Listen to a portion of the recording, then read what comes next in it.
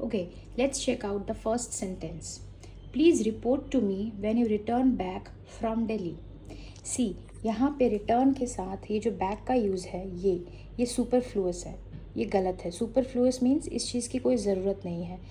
Return का अपने आप में अर्थ ही होता है वापस लौटना।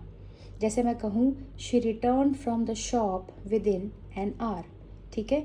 वहाँ पे मैं अगर ये कहूँ कि she return back from the shop is incorrect.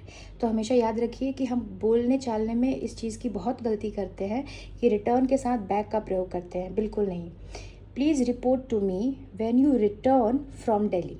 Okay, the next one, both the boys came late in the hall and sat besides me.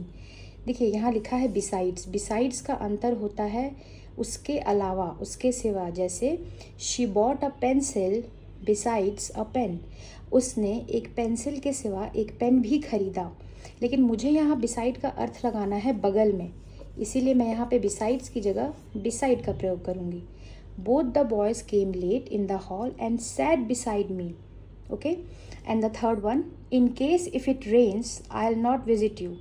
देखिए, इन केस और इफ़ दोनों का साथ में प्रयोग गलत है।